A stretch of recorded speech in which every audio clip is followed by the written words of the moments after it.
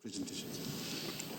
Mr. Speaker, sir, I rise under Rule 282 of the Rules of Procedure and Conduct of Business to offer a personal explanation. My intent is to clarify my position as a member of this august House following the disallowance of my notice for a short duration discussion under Rule 50. This notice pertained to a matter of harrowing and urgent public importance pertaining to the news report in the Shillong Times dated 6/2/2026 titled 18 death in the explosion inside illegal coal mine in East Jaintia Hills district. Mr. Speaker, sir, my notice was not a mere political exercise. It was a response to a tragedy where initially 18 persons lost their lives in an illegal mine. When such a loss occurs, the public looks to this House for answers. My effort to bring this to the floor was rooted in my duty to ensure that the enforcement failures that led to the explosion are scrutinized and that such incident, and especially the victim families, are not forgotten.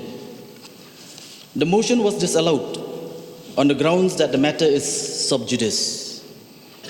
While I have the utmost respect for the judiciary, I wish to clarify why I believe this doctrine should not have barred for discussion. The point in hand, firstly, is a matter of policy versus legal liability. Court of law determines individual guilt or legal damages. This assembly, however, is the only forum to discuss state-level policy failures. The question of how illegal mining persists despite judicial bans is an administrative issue, not a judicial one. Point number two, the substantial prejudice test. Parliamentary precedence clearly states that a matter is not sub judice if its discussion creates a real and substantial danger of influencing a trial. Discussing the government's failure to prevent illegal mining and transportation or provide safety oversight does not in any way interfere with the independence of the courts. Finally, point number three, preventing a governance vacuum. If every administrative lapse that results in a police case, for example an FIR or a PIL, is deemed sub judice, this House will be effectively silenced on every major crisis in the state. We must not allow legal technicalities to become a shield for executive accountability.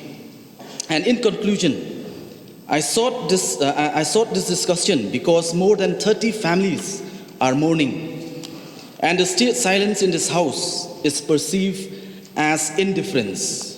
While I abide by the chair's ruling, I feel it is my duty to the state that the rule of law is upheld when the executive is held accountable by the legislature.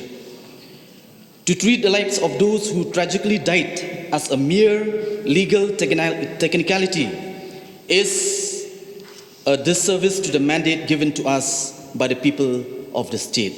So with these few words, I will resume my seat. Thank you, sir. As per your A point of order under Rule 300, Procedure and Conduct of Business, I would like to bring to the notice of this August House and for your kind consideration the Rule 275, Sub-Rule 6. Now, over the preceding sessions, I've been observing that the tendency of the distinguished members of this August House to some extent have been reflective of complete disregard to this particular provision of the rules of procedure and conduct of business.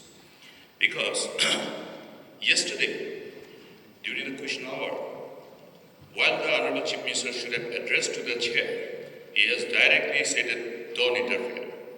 So this is a complete deviation from this rule.